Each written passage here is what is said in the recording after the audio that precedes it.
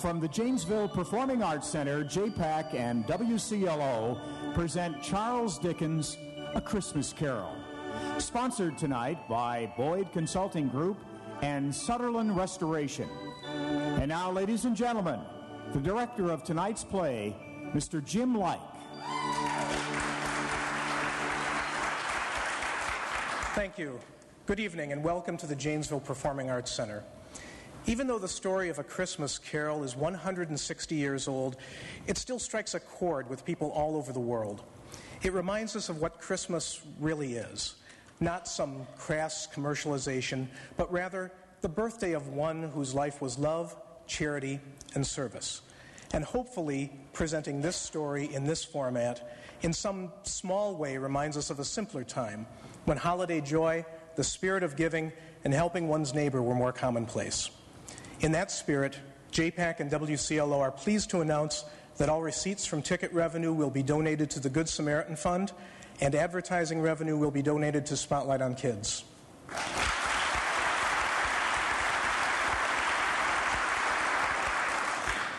We're also proud to dedicate tonight's performance to Josh Burton, an accomplished actor who passed away this summer. Josh loved the role of Scrooge and performed it many times. His contributions to the theater in southern Wisconsin and northern Illinois are immeasurable.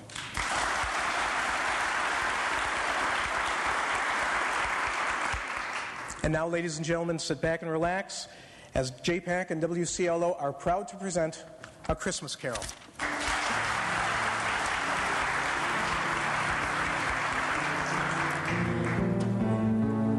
Marley was dead to begin with. There's no doubt whatever about that. The register of his burial was signed by the clergyman, the clerk, the undertaker, and the chief mourner. Scrooge signed it, and Scrooge's name was good upon anything he chose to put his hand to. Old Marley was as dead as a doornail. Scrooge knew he was dead? Of course he did. Scrooge and Marley were partners for I don't know how many years. But he was a tight-fisted hand at the grindstone, was Scrooge. A squeezing, wrenching, grasping, scraping, clutching, covetous old sinner. And once upon a time, of all the good days in the year, on Christmas Eve, God rest ye merry gentlemen, let nothing... Old Scrooge sat busy in his counting house, a grim, cheerless place if ever there was one. The door of Scrooge's counting house was open, that he might keep his eye upon his clerk, Bob Cratchit, who in a cold and dismal little cell beyond worked at his ledgers. 19, 20, 21, 22... God rest ye merry gentlemen, let nothing you dismay. 23, 26, 29, 9 carry the 2. To save us all from Satan's 17 and 13, 17 and 7. Bob Cratchit! Yes, Mr. Scrooge. Stop that infernal caterwauling! Yes, sir. 9, 15, 17. Singing their idiotic Christmas carols at my very door. Go on! Get away from my door! Oh, but it's Christmas! Go somewhere else and belly your blasted carols, or I'll give you. Why, Governor? It's an old custom at Christmas time, you know. Yes, and I don't want any of your old customs. Take your fellow fools and go away. Christmas, bah. Right, sir. Merry Christmas anyway, sir. On the herald angels sing, glory to the Lord. Now, you get that letter from Higgins and Blackthorn Cratchit? Then I want you to finish posting this ledger. And after that, you can pop over to Parthagill's and tell Ephraim Parthagill you've come after the 17 shillings and 6 he's owed me since October. And tell him I shall have a constable over there if he doesn't pay up at once. Mr. Parthagill's wife has been ill, sir. Oh, what do I care about his wife? I want my 17 and 6.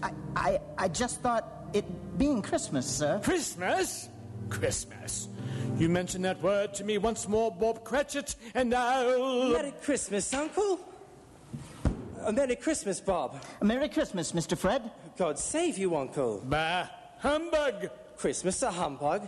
Now, Uncle, I'm sure you don't mean that. I mean just that. Exactly that. Merry Christmas. What right have you to be merry? What reasons have you? You're poor enough. What right do you have to be dismal? You're rich enough. Now, Uncle, don't be cross. Well, what else can I be when I live in such a world of fools? What's Christmas to you but a time for paying bills without money? Merry Christmas. A time for finding yourself a year older and not an hour richer. If I could work my will, every idiot who goes about with Merry Christmas on his lips would be boiled with his own pudding and buried with a stake of holly in his heart. He should. Uncle. No, nephew. Keep Christmas in your own way, and let me keep it in mine. Keep it? But you don't keep it, Uncle. Well, let me leave it alone, then. What do you want? A Christmas gift, I've no doubt. I came to wish you a Merry Christmas, Uncle. A Merry Christmas. Much good may Christmas do you. Much good it ever has done you. I dare say, Uncle, there are many things from which I derive good that I have not profited materially, Christmas among the rest. But I have always thought of Christmas time as a good time, a kind, forgiving, charitable, pleasant time. And therefore, Uncle, though it has never put a scrap of gold or silver in my pocket, I believe it has done me good, and it will do me good. And I say, God bless it. God bless Christmas. Hurrah! Let me hear another sound out of you there, Bob Cratchit, and you'll keep Christmas by losing your situation. As to you, nephew, I wonder you don't go into Parliament. You talk enough nonsense. Don't be angry, Uncle. I want nothing from you, and I ask nothing of you. Why can't we be friends? Good afternoon. I'm sorry you feel that way, Uncle. Well, I tried. A Merry Christmas to you, Uncle. Good afternoon. And a Happy New Year, too. Bah! Humbug. And a Merry Christmas to you, too, Bob. And the missus. And to Tiny Tim. Oh, thank you, Mr. Fred. Same to you, sir. Good day, sir. Good day, Bob. Nonsense. Twaddle. Flummery. Talking of Christmas and not 2 sixpences to jingle together in his trousers pocket. Hey, you there. Bob Cratchit. Come here. What are you doing there? I'm only putting a bit more coal in the fire, Mr. Scrooge, seeing it's so cold in there, sir. You put that coal back into the scuttle. A fire. A fire indeed. I can tell you, if you use coal at that rate, you and I will soon be parting company, Bob Cratchit. You understand that? There's many a young fellow like your situation, you know. I'm sorry, sir. My fingers were getting a little stiff with the cold. Then put on your mittens. There's someone at the door. Go on. See who it is. Yes, sir. Good afternoon, sir. Good afternoon. This is the firm of Scrooge and Marley. Yes, sir. I should like to see the head of the firm, if I may. Oh, very good, sir. What is it? A gentleman to see you, Mr. Scrooge. Have I the pleasure of addressing Mr. Scrooge or Mr. Marley? Marley has been dead these 7 years tonight. I'm Scrooge. Well, now, Mr. Scrooge, at this season of the year, it's only fitting that we, who are more fortunate, should raise a fund to buy the poor some meat and drink and means of warmth. You may not believe it, sir, but many thousands are now in want of common necessities. No. And hundreds of thousands are in want of the simplest comforts. Are there no prisons?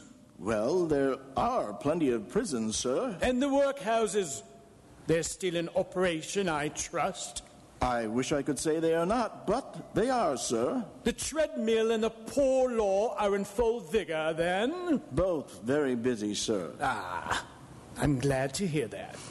I was afraid from what you said at first that something had occurred to stop them in their useful course. No, sir. All these institutions that you mention are flourishing. But it's nevertheless true that some additional provision for the poor and the destitute must be made. Oh, dear. A few of us are endeavoring to raise such a fund, you see, and, well, what shall I put you down for? Nothing. Oh, I see. You wish to remain anonymous, sir? I wish to be left alone. I don't make merry myself at Christmas time, and I can't afford to help make a lot of idle people merry. I help to support the establishment. I take care of the poor. They cost enough. But those who are badly off go there. Many can't go there, sir, and many would rather die. Then My advice to them is to do so and decrease the surplus population. Besides, I've only your word for it that all this is so.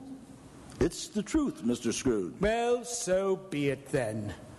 It's not my business. It's enough for a man to understand his own business and not to interfere with other people's. Mine occupies me constantly. Good afternoon, sir. I quite understand, Mr. Scrooge. Good afternoon. Cratchit, show this gentleman out. Yes, sir. This way, sir, please. Sir, I couldn't help overhearing. I should like to contribute tuppence. Cratchit! Yes, sir. It isn't much, but it's all I can afford. But there are others in worse situation than I. You're a generous fellow. I wish I might say so of your employer. Cratchit! Yes, sir. Good afternoon, sir. Good afternoon. Cratchit! Merry Christmas. Merry Christmas. Yes, sir. Close the door. Yes, sir. 24, 31. One carry the 3. A new scarlet tippet for Tiny Tim. A comb for Martha. 33. 3 and carry the 3. A hair ribbon for Belinda. 4, 7, 12, 15. Cratchit! Yes, sir. Yes, sir. It's too late to have you go to Parthagil's. He'll be closed up for Christmas like these other fools. He may as well close up the place now. Yes, sir. It is getting a little dark. Hard to see the figures. I suppose you want the entire day tomorrow? If it's quite convenient, sir. It's not convenient. And it's not fair either. But I suppose I can't do anything about it, eh? If I was to stop half a crown of your wages, you'd think yourself very ill-used, I'll be bound. Well, sir, Yeah, but you don't think me ill-used when I pay a day's wages for no work. It's only once a year, sir. Once a year. Once a year, indeed. A fine excuse for picking a man's pocket every 25th of December. But I suppose there's no good talking. We must have the whole day. Well, see that you're here all the earlier the next morning. You understand? Oh, I will, sir. I will indeed. Good night, sir. And Merry Christmas. Merry Christmas.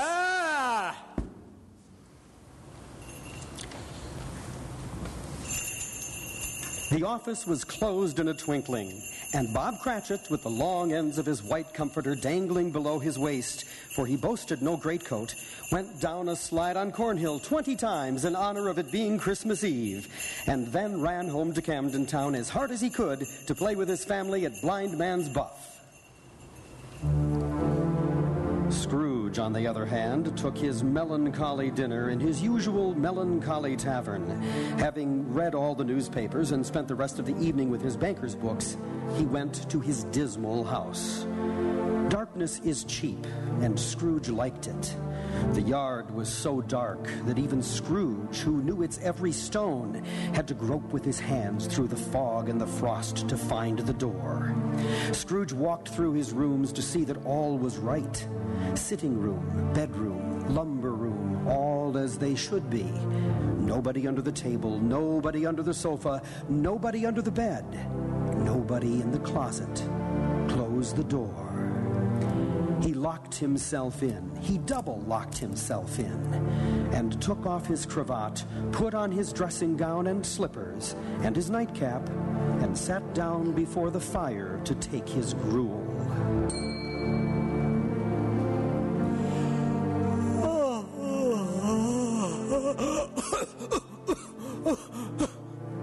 Marley? Marley? Marley? I could have sworn I saw old... humbug! Marley's been dead these 7 years. Humbug. All humbug. What I need is a good night's... What? What's that? Someone's in the wine cellar. But the door's locked and double-locked. Something is coming. Something is coming closer. Outside my door. Bah! I won't believe it. It's humbug still. Ebenezer Scrooge. Ebenezer Scrooge. Marley. No. What do you want with me? I want much of you, Ebenezer. Who are you? Ask me who I was. Oh? You're very particular for a ghost. All right, then. Who were you? In life, I was your partner, Jacob Marley. Jacob Marley? But you're dead. You died 7 years ago. 7 years ago this very night. But... What's wrong, Ebenezer? Don't you believe in me? I do not.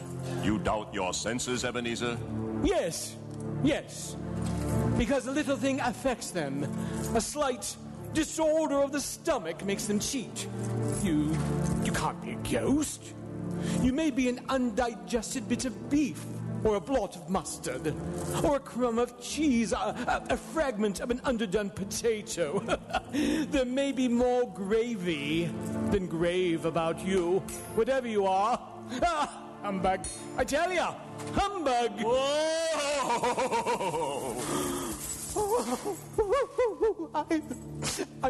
I do believe in you.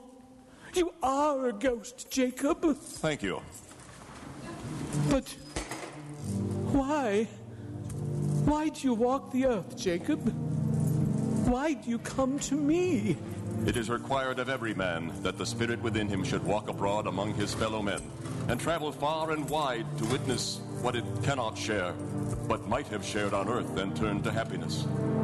But tell me, Jacob, what is that chain you wear around you? I wear the chain I forged in life. I made it link by link and yard by yard, by my own free will. Is its pattern strange to you, Ebenezer? Cash boxes? Keys and padlocks? Ledgers and purses? Yours was as heavy and as long as this 7 years ago. You have labored on it since, Ebenezer. Oh, Jacob, speak comfort to me, Jacob. Comfort I have none to give. I cannot rest. I cannot stay. I cannot linger. Weary journeys lie before me. You travel fast? Yes, Ebenezer, on the wings of the wind. 7 years dead and traveling all the time. 7 years, Ebenezer. 7 years of remorse. Ebenezer, do you know that no space of regret can make amends for one's life's opportunities misused? But you always were a good man of business, Jacob. Business? Mankind was my business. Charity, mercy, benevolence, they were all my business. The dealings of my trade were but a drop of water in the comprehensive ocean of my business. Jacob, don't take on so now, Jacob. Listen to me, Ebenezer. I'll listen to you, Jacob. Go on, Jacob, now. Speak to me, but don't be so flowery. Ebenezer, I am here to warn you that you have yet a chance of hope of escaping my fate. Do you hear that, Ebenezer? Yes, Jacob. Yes, you always were a good friend to me, Jacob. Thanks, Jacob, but go on. Go on. How shall I escape? Oh, I'm afraid, Jacob. You will be haunted by 3 spirits. Is that the only chance and hope, Jacob? It is your only chance and hope. Well, then I think I'd rather not. Without their visits, you cannot hope to shun the path I tread. Expect the first tomorrow when the bell tolls 1. Couldn't I take them all at once and have it over, Jacob? Ebenezer, look that for your own sake you remember what has passed between us. Remember, when the bell tolls 1, look for the first spirit. Marley! Jacob Marley! Scrooge awoke. He was lying on his bed, fully dressed. Suddenly, the curtains of his bed were drawn aside, and Scrooge found himself face to face with the unearthly visitor who drew them. It was a strange figure, like a child, yet not so like a child as like an old person, androgynous in appearance. Its hair, which hung about its neck and down its back, was white as if with age, and yet the face had not a wrinkle in it, and the tenderest bloom was on the skin. The arms were long and muscular, the hands the same, as if its hold were of uncommon strength. It wore a tunic of the purest white, and round its waist was bound a lustrous belt, the sheen of which was beautiful. It held a branch of fresh green holly in its hand, and in singular contradiction of that wintry emblem, had its dress trimmed with summer flowers. But the strangest thing about it was that from the crown of its head there sprung a bright, clear jet of light by which all this was visible. Ebenezer Scrooge! Who's that? Ebenezer Scrooge. I have come for you. You? Are you the spirit, sir, whose coming was foretold me? I am that spirit. Who? What are you? I am the ghost of Christmas past. Long past? No, your past. But what do you want of me? What brings you here to haunt me? Your welfare, Ebenezer Scrooge. Rise and walk with me. Oh, no, not out of the window. Why, I can't do that. I'll fall down. I'm not a spirit. I'm mortal, and I'll fall. Bear but a touch of my hand upon your heart, and you shall be upheld in more than this. Come, follow me. God rest ye merry gentlemen, let nothing you dismay. Where are we? What's become of the city? And there's snow upon the ground. Where are we? These are the shadows of the things that have been. They have no consciousness of us.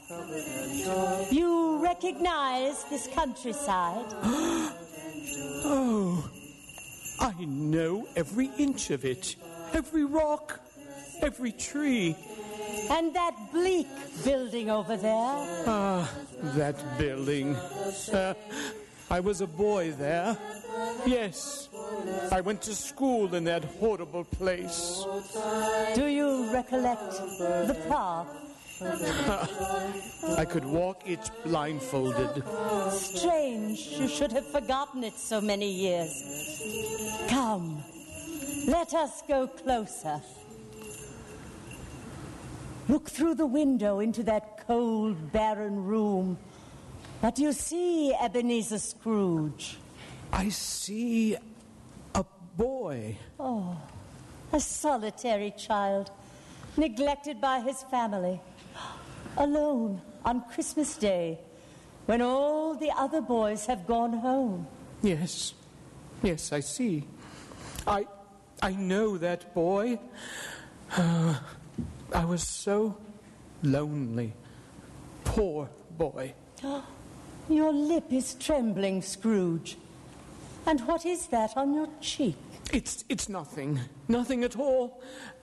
I wish I... it's too late now. What's the matter? Nothing. The waifs came to my door singing Christmas carols last night, and there was a boy like that among them. A poor, pale, thin little boy in a ragged coat. I should like to have given him something. That's all. Is that all? Let us see another Christmas. Scrooge's former self grew larger at the words, and the room became a little darker and more dirty. And there he was, alone again when all the other boys had gone home for the jolly holidays. Sister! I have come to bring you home, dear brother. Home, little fan? Yes, home, forever and ever. Father's so much kinder than he used to be that home's like heaven. He spoke so gently to me one dear night when I was going to bed that I was not afraid to ask him once more if you might come home. And he said, yes, you should, and sent me in a coach to bring you. And you're never to come back here. But first, we are to be together all the Christmas long and have the merriest time in all the world. You are quite a woman, little Fan. Always a delicate creature, whom a breath might have withered. But she had a large heart. So she had. She died a woman, and had, as I think, children. One child. Your nephew. Yes.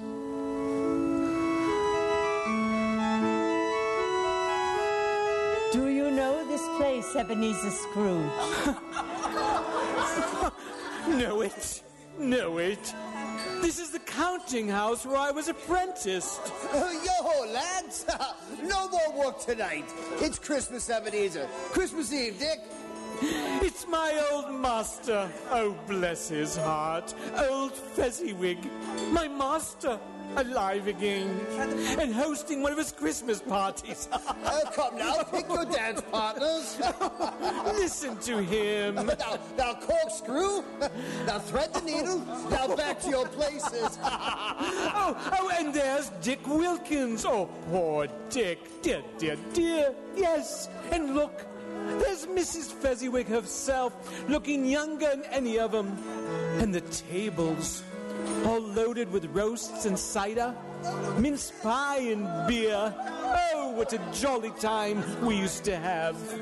That carefree young man with the light heart and the gay smile. Do you recognize him? Yes, yes, yes. Merciful heaven. How happy I was then. A small matter for old Fezziwig to make those silly folks so full of joy. Small matter. Small indeed. Isn't it? He has spent only a few pounds of your mortal money. Is that so much that he deserves praise? It's not that. It's not that, Spirit. Old Fezziwig has the power to make us happy or unhappy, to make our service light or heavy.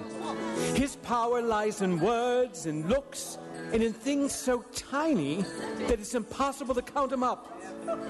The happiness he gives us is quite as great as if it cost What is the matter? Oh, nothing. Nothing at all, Spirit. Something, I think. No, no. Speak! Well, only it's just that I should like to be able to say a word or two to my clerk, Bob Cratchit. That's all. My time grows short, and we have yet another journey to make. Where now? Come! This is our last visit to the past, Ebenezer. Here, in this little room, with a fair young girl by your side. Do you recognize yourself, Ebenezer? No. Spare me this. You're older now, a man in the prime of life. Your face has begun to wear the signs of care and avarice. Your eyes are greedy, the eager, restless eyes of a miser. No, please. She knows it too, that girl by your side. There are tears in her eyes. It matters little to you, very little. I know that. Another idol has displaced me, and if it can cheer and comfort you in time to come, as I would have tried to do, I have no just cause to grieve. What idol has displaced you? A golden one. Belle, have I changed toward you? When we were engaged, we were both poor. Was it better then? Better to be poor? Better, at least, to be happy. You're changed. You were another man then. I was a boy. You blame me because I've grown wiser? Have I ever tried to break our engagement? In words, no. Never. In what then?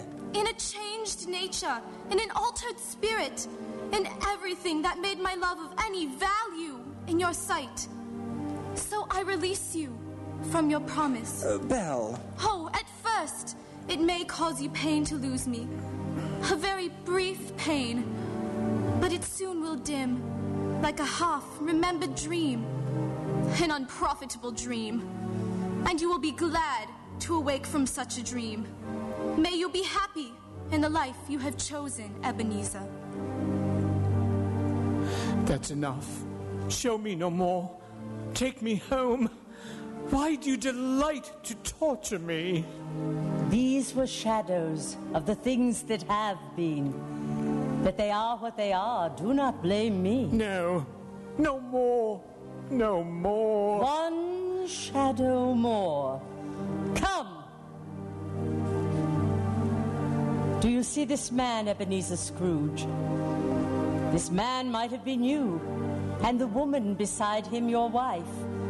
And that girl, well, that girl might have been your daughter, Ebenezer Scrooge. She might have called you father. She might have been a springtime in the haggard winter of your life. Spirit, let me go. Show me no more. Listen now, while they speak, Ebenezer. Well, I saw an old friend of yours today. Who was it? Guess. How can I? Oh, I know. Mr. Scrooge. Mr. Scrooge it was. I passed his office window. It wasn't shuttered, and there was a candle inside, so I couldn't help seeing him. His partner Marley lies at the point of death, I hear. And there Scrooge sat, all alone. Quite alone in the world, I do believe. Spirit, I can't bear any more. Leave me. Haunt me no more. Take me back. Take me back.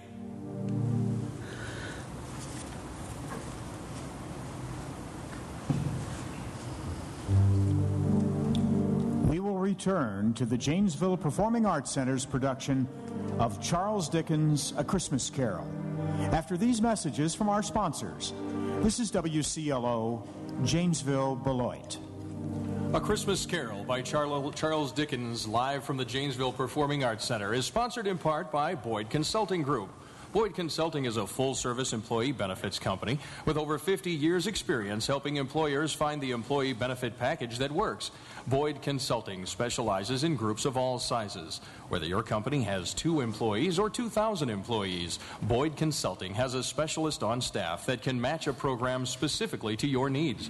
Whether you choose a fully insured health insurance program or if you have 50 or more eligible employees and want a self-insured program, Boyd Consulting can offer you nationwide networks which include most of the country's providers. Ancillary lines include dental, prescription drugs, vision insurance, long and short-term disability, long and short-term care, executive disability, and retirement plans. Boyd Consulting, located at 1 Parker Place, Janesville, Milwaukee office on Watertown Plank Road, Elm Grove, Wisconsin.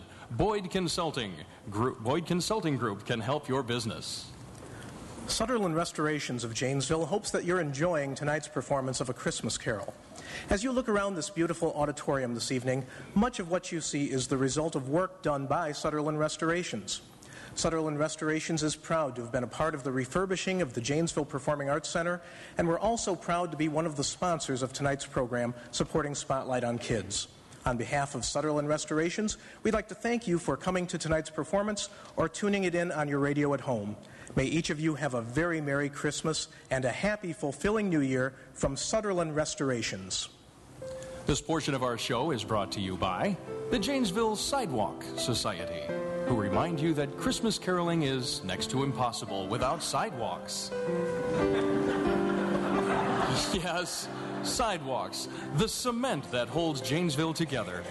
And Christmas time just wouldn't be the same without more city sidewalks. Oh, I love my sidewalk. Why, without the sidewalk in front of my house, my kids couldn't get to the front door. Thanks, Janesville Sidewalk Society. You're welcome.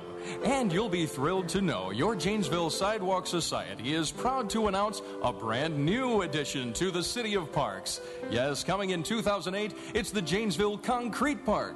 30 acres of beautiful, solid sidewalk, perfect for walking, hopscotch, and with a simple squirt of a garden hose, it magically transforms into the Janesville Aquatic and Concrete Park. Just a small entrance fee of, say, $30 a linear foot or so. Oui, Once this whole park was filled with filthy green and brown grass, even dirt. Now it's nothing but smooth sidewalk. So remember, friends, next time you find yourself walking, jogging, or Christmas caroling, thank your sidewalk. Sidewalks, the cement that holds Janesville together.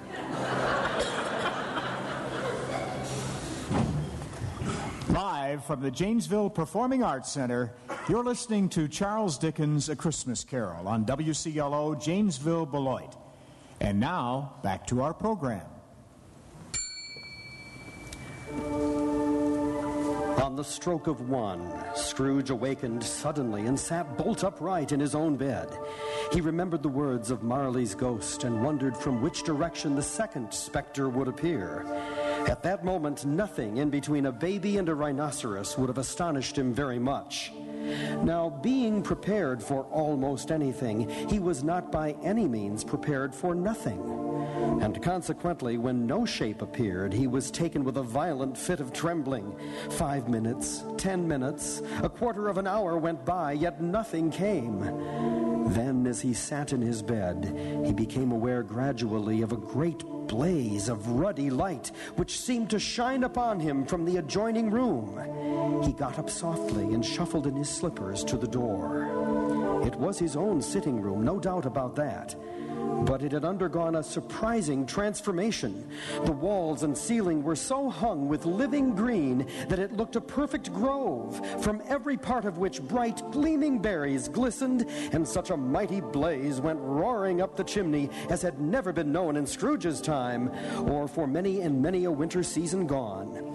Heaped up on the floor to form a kind of throne were turkeys, geese, great joints of meat, mince pies, plum puddings, barrels of oysters, red-hot chestnuts, and seething bowls of punch that made the chamber dim with their delicious steam.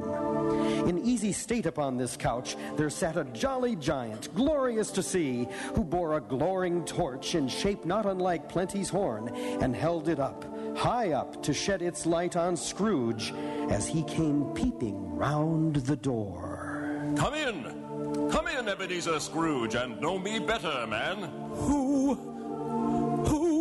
I am the ghost of Christmas present. Look upon me. You've never seen the like of me before. You're different from the other spirit. You're tall, almost a giant. And that great torch you carry. Its light pours into the homes of rich and poor alike. Spirit, take me where you will. Last time I went against my will and learnt a lesson which is working now. If you have anything to teach me, let me profit by it. Touch my robe, Ebenezer Scrooge. Touch my robe. Where have you brought me, Spirit? A humble dwelling on a humble street. It's humble enough. Yet there is happiness here. Who are these people? Who's that woman? And the children? These are the family of your clerk, Bob Cratchit. His wife, dressed in a twice-turned gown but brave in ribbons, laying the table for their Christmas dinner. And there, assisting her, is her daughter Belinda. And that young man with the fork and the stuffing, that's Master Peter Cratchit. And the two little Cratchits. Listen, Scrooge. Here's Martha, Mother. Why, bless your heart alive, Martha, my dear. Merry Christmas to you. Merry Christmas, Mother. How late you are, my dear. Oh, we did a deal of work to finish up last night, and we had to clear away this morning. Well, never mind, so long as you are here now. Sit you down before the fire and have a warm. Lord bless you. Where's Father? He's been to church with Tiny Tim. They'll be along directly. How is Tiny Tim, Mother? Any better at all? Sometimes I think he is, and sometimes I think, oh dear God, if anything should happen to Tiny Tim. Mother, you mustn't even think of such a thing. There's Tiny Tim. Merry Christmas, everybody. Martha, welcome, my dear. Merry Christmas, Father. And Tim. Merry Christmas, Martha. Oh, Tim, you darling. Oh, Father, I'm so glad to be home. And we're so glad to have you, Martha. And how did little Tim behave in church, Bob? Oh, as good as gold, and better. I like church, Mother. Oh, they sang the nicest songs. I hope people there saw me. Saw you there? And why, Tim? Well, don't you see? Because I'm lame. And if they saw my crutch, it might be pleasant for them to remember on Christmas who it was made lame beggars walk and blind men see. Oh, bless you, my son. Mother, can we eat? I'm so hungry, Mother. Yes, children, we're all ready. Come take your places now. And Bob, wait your turn. There's plenty. Stuffing and dressing and plum pudding for all of you. Martha, you take care of Tiny Tim. Yes, Mother. You see that he eats plenty. He must get tall and well.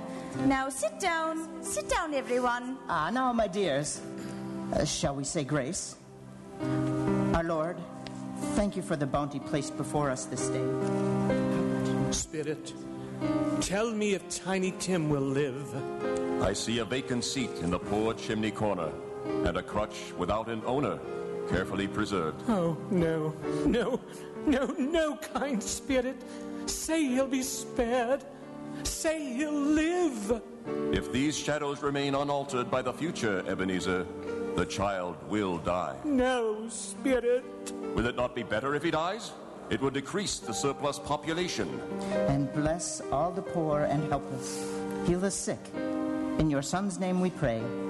Amen. Amen. And now, my dears, with such a dinner, a toast. A Merry Christmas to us all, and God bless us. Amen. God bless us, everyone. And now, to Mr. Scrooge. I give you a toast to Mr. Scrooge, the founder of the feast. Ha! The founder of the feast, indeed. Who pays you all 15 shillings a week? I wish I had him here. I'd give him a piece of my mind to feast on, and I hope he'd have a good appetite for it. Oh, my dear, the children. Christmas Day. Well, it should be Christmas Day, I'm sure, on which one drinks the health of such an odious, stingy, unfeeling man as Mr. Scrooge. You know he is, Bob. Nobody knows it better than you, poor fellow. Oh, my dear, Christmas Day. I'll drink his health for your sake and the day's, not for his. Long life to him. A Merry Christmas and a Happy New Year. He'll be very merry and very happy, I have no doubt. And I say God bless him too, Mother, and everyone. There was nothing of high mark in all this. They were not a handsome family, these Cratchits. They were not well dressed. Their shoes were far from being waterproof. Their clothes were scanty and had known very likely the insides of a pawnbroker's. But they were happy, grateful, pleased with one another, and contented with the time. When at last they faded, Scrooge had his eye upon them, and especially on Tiny Tim until the last. Do you recognize this place, Ebenezer Scrooge? It is, I think, the home of my nephew. Are you thinking of a live animal, Fred? Yes. Is it a disagreeable animal? Yes. Is it a badger? No. Oh, I found it out. I know what it is, Fred. What is it? It's your Uncle Scrooge. Yes. He has given us plenty of merriment, I'm sure. A Merry Christmas and a Happy New Year to the old man. He wouldn't take it from me, but he may have it nevertheless. Wouldn't take it from you? He said that Christmas was a humbug. As I live, he believed it too. More shame for him, Fred. His fences carry their own punishment. I have nothing to say against him. I'm sure he's very rich, Fred. At least you always tell me so. What of that, my dear? His wealth is of no use to him. He don't do any good with it. He don't make himself comfortable with it. I'm sorry for him. I couldn't be angry with him if I tried. Who suffers by all his ill whims? Himself always. Here he takes it into his head and dislike us and won't come and join us for dinner. What's the consequence? He doesn't lose much of a dinner now, does he? Indeed, I think he loses a very good dinner. Yes. Many calls Scrooge made that night with the ghost of Christmas present. Down among the miners they went, who labor in the bowels of the earth, and out to sea among the sailors at their watch. dark, ghostly figures in their several stations. Much they saw, and far they went, and many places they visited, but always with a happy end. The spirits stood beside sick beds, and they were cheerful. On foreign lands, and they were close at home. By poverty, and it was rich. In almshouse, hospital, and jail, where vain man in his little brief authority had not made fast the door and barred the spirit out, the spirit left his blessing. It was a long night, if it was only a night. And it was strange, too, for while Scrooge remained unaltered in his outward form, the ghost grew older, clearly older. My life upon this globe is very brief, Ebenezer. It ends tonight. Tonight? Tonight at midnight. Hark, the time is drawing near. Forgive me if I am not justified in what I ask, but I see something strange and not belonging to yourself under your robe. Is it a foot or a claw? It might be a claw for the flesh there is upon it. Look here. Children. Spirit, are they yours? They are man's, and they cling to me, appealing from their fathers. This boy is ignorance. This girl is want. Beware them both, but most of all, beware this boy. For on his brow I see that written which is doom, unless the writing be erased. Have they no refuge or resource? Are there no prisons? Are there no workhouses?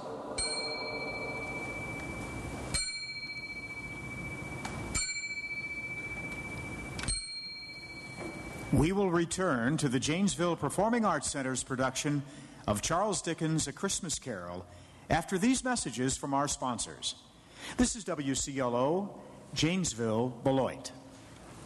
Boyd Consulting is pleased to be a participant in tonight's performance of Dickens' Christmas Carol, live from the Janesville Performing Arts Center. On behalf of everyone at Boyd Consulting Group, with offices at 1 Parker Place, Janesville, and Watertown Plank Road, Elm Grove, best wishes for a wonderful holiday season to you and your family. Their contribution tonight will go to Spotlight on Kids.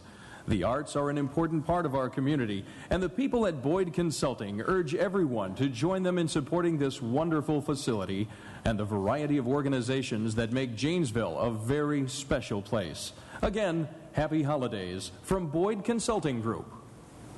Downtown Janesville is the place to be. All it takes is a casual look around, and you'll notice the new life that has been breathed into the downtown's buildings. Sutherland Restorations is proud to be a part of the effort that is revitalizing the city center. Our restoration work can be seen all over the downtown, including right here inside the Janesville Performing Arts Center. Sutherland Restorations urges you to get up, get downtown, and thanks you for coming to tonight's performance or tuning it in at home. May each of you have a very Merry Christmas and a happy, fulfilling New Year from Sutherland Restorations. Live from the Janesville Performing Arts Center, you're listening to Charles Dickens' A Christmas Carol on WCLO, Janesville, Beloit. And now, back to our program. Scrooge looked about him for the ghost of Christmas present. It had vanished, and he found himself once more in his bed, in his dressing gown and his nightcap on his head. He heard the clock strike, and then he remembered the prediction of Jacob Marley, and lifting up his eyes, beheld the third spirit, a solemn phantom shrouded in black, draped and hooded, coming towards him slowly and silently like a mist along the ground. I know you. You are the ghost of Christmas yet to come. You'll show me the shadows of things that have not happened, but will happen in the time before us. Answer me, spirit, ghost of the future. I fear you more than any specter I've seen. Yet, I know your purpose is to do me good. And as I hope to live to be another man from what I was, lead on. Lead on. The night's waning fast, and time's precious. Spirit, why have you brought me here again? Here to Bob Cratchit's home? But it's not the same. What? Why is it so quiet? So very quiet here. Mother, please. Oh, my son, my little son, Tiny Tim. I loved him so. Oh, Mother dear, you mustn't. It's almost time for Father to be home. Don't let him see you crying. Yes, Mother. He's late tonight. He walks slower than he used to, and yet I've known him to walk very fast indeed with Tiny Tim on his shoulder. So have I, Mother. But he was so light to carry, and his father loved him so that it was no trouble. No trouble. Bob! Good evening, my dear. You're late, Bob. Yes, I'm sorry, my dear. I went to the churchyard today. I wish you could have gone with me. It would have done your heart good to see how sweet and green a place it is. But you'll see it often. I promised him. Yes, I promised Tiny Tim we'd walk there on a Sunday. Father dear. It's God's will, Bob. I'm trying to understand it, my dear. My son, my little son, Tiny Tim. And I loved him so. Oh, that's cruel. Cruel. Spirit, can't you give me one ray of hope that I may change all that? That Tiny Tim may live? Where are you taking me now? Here? On a common street, Spirit? What is there for me to learn here? Who are those men? I don't know much about it either way. I only know he's dead. When did he die? Last night, I believe. Well, it's likely to be a very cheap funeral. For upon my life, I don't know anybody to go to it. Suppose we make up a party and volunteer. Well, I don't mind going if a lunch is provided. A shop? What goes on in this shop? Stop till I close the door of the shop. Every person has a right to take care of themselves. He always did. Open that bundle and let me know the value of it. A pencil case, a pair of sleeve buttons, a brooch, a pair of sugar tongs, and what do you call this? Bed curtains? Bed curtains? You don't mean you took them down, rings and all, with him lying there? Yes, I do. Why not? If he wanted to keep them after he was dead, the wicked old screw, why wasn't he natural in his lifetime? If he had been, there'd have been somebody to look after him when he was struck with death, instead of lying there gasping out his last alone by himself. Spirit, help me. Who is this man that died? Is there no one to mourn the poor creature? No one to follow him to the grave? Perhaps they'll give him a green grave at least, like poor Tiny Tim. Perhaps. Spirit, where are we now? Merciful heaven, a churchyard, overrun by grass and weeds, choked with too much burying, desolate, lonely, crumbling gravestones. Spirit, before I draw nearer to that gravestone, answer me one question. Are these shadows of things that will be, or are they shadows of things that may be only? Will you not speak to me, Spirit?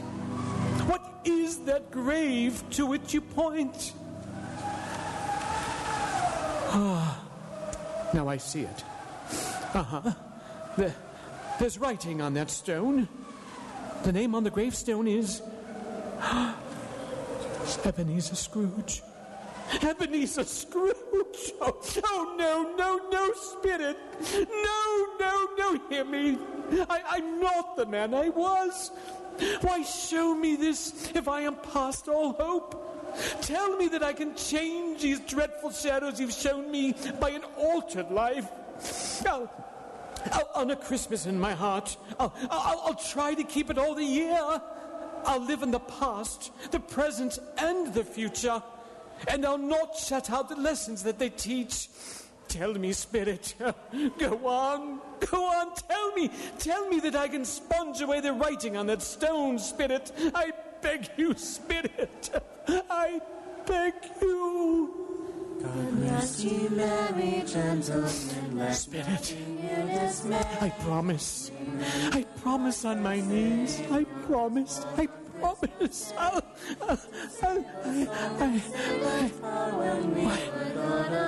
What's this? It's my own drape. Oh, I'm home. In my own bed. In my own room. And the sun's shining. It's clear. It's bright. No fog. What a beautiful day. Oh, glorious. Hey, boy. Oh, boy. Yes, sir. What's today? What's that, sir? What day is it, my fine fellow? Today? Why, it's Christmas Day. Christmas Day? Then I haven't missed it. The spirits have done it all in one night. Heaven be praised. How's that, sir? Listen, my lad. You know where the poulterer is in the next street? I should say I do. An intelligent boy. A remarkable boy. Tell me, do you know if they sold the prize turkey that was hanging in the window? The one as big as me? Oh, what a delightful boy. It's a pleasure to talk to you. Yes, my buck. It's hanging there now, sir. Oh, that's wonderful. Go down, will you? And tell him to send it to Bob Cratchit and his family on Broad Street. And, mind you, they're not to know who paid for it. Go along. Hurry, my lad. Here. Wait a minute. Here's half a crown for your trouble. Yes, sir. And a Merry Christmas, sir. And a Merry Christmas to you, my boy. Oh, I don't know what to do. I'm as light as a feather, as happy as an angel. Oh, I'm as merry as a schoolboy. Merry Christmas. Oh, a Merry Christmas to everybody, and a Happy New Year to all the world. Woo-hoo-hoo. Oh, hello. My dear sir, how do you do? I beg your pardon? Well, you, sir, aren't you the gentleman who came to my office in regard to that charity? Why, yes, sir. A Merry Christmas to you. Yes, sir. Allow me to ask your pardon, sir. And will you have the goodness to accept? I prefer to whisper this. I wish to donate £200 to your charity. What? But Lord bless me, my dear Mr. Scrooge. Are you serious? If you please. Now, not a farthing less. A great many back payments are included in it, I assure you. Will you do me that favor? Well, my dear sir, I don't know what to say to such many... Now, don't say anything, please. Come and see me, will you? Will you come and see me? Oh, I will. I will indeed. Thank you. I am much obliged to you. I thank you 50 times. Bless you. Merry Christmas. And now, if I may beg your pardon, I'm off to dine at my nephew's. Next morning, Scrooge was early at his office. He went early for a reason. If he could only be there first and catch Bob Cratchit coming late, that was the thing he'd set his heart upon. And he did it. Yes, he did. The clock struck 9. No Bob. 1:15. No Bob. Scrooge sat with his door wide open that he might see him come in. At last, he came. His hat was off before he opened the door, his comforter too. He was on his stool in a jiffy, driving away with his pen as if he were trying to overtake 9 o'clock. 15 and 21, 6 and carry the 1, 24 and carry the 2, 31 and 8. Hello, Bob Cratchit. Yes, sir? Step this way, Cratchit, if you please. Cratchit, what do you mean by coming in at this time of day, Why, I am very sorry, sir. I am behind my time. You are? Yes, I think you are. Oh, it's only once a year, Mr. Scrooge. It shall not be repeated. I was making rather merry yesterday, sir. I'll tell you what, my friend. I'll not stand for this sort of thing any longer. And therefore, Bob Cratchit, I'm about to raise your salary. Mr. Scrooge? Are you quite yourself, sir? No, thank heaven. I'm not quite myself. Merry Christmas, Bob. Merry Christmas, my good fellow. A merrier Christmas than I've given you in many a year. I shall raise your salary, and we'll see what we can do for Tiny Tim and the rest of your family. Huh? We'll discuss it this very afternoon over a Christmas bowl of smoking bishop. Bob, make up the fire. Make it up and buy another coal scuttle before you dot another I, Bob Cratchit. Scrooge was better than his word. He did it all and infinitely more. To Tiny Tim, who did not die, he was a second father. He became as good a friend, as good a master, and as good a man as the good old city knew, or any other good old city, town, or borough in the good old world. Some people laughed to see the alteration in him, but he let them laugh, and little heeded them. His own heart laughed. That was quite enough for him. He had no further contact with spirits, and it will always be said of him that he knew how to keep Christmas well, if any man alive possessed the knowledge. May that be truly said of us, of all of us. And so, as Tiny Tim observed, God bless us, everyone.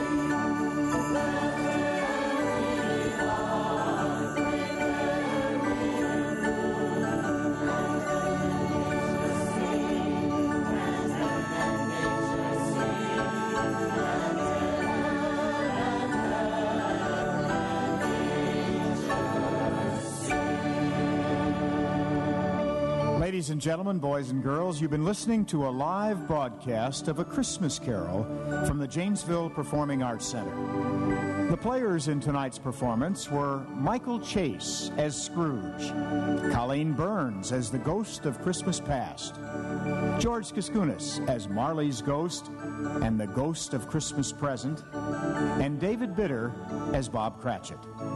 Ken Regez was the narrator. Also in the cast, Kathy Bitter, Ron Brown, Lauren Canan, James Lima, Corinne Lyke, Josh Matthews, Carmen Reinecke, Liberty Salinger, Abigail Seefeld, Tony Siebert, Dennis Vechinsky, Becky Weber-Johnson, and Mike Austin, announcer. Sarah Lima performed the music. Mike Casey performed the sound effects. Mike Stalsberg was the technical director. A Christmas Carol was produced by Jim Lyke and Laurel Canan and directed by Jim Lyke. I'm Bob Dailey, and on behalf of the Janesville Performing Arts Center and WCLO Radio, a Merry Christmas to you all, and to you all, a good night.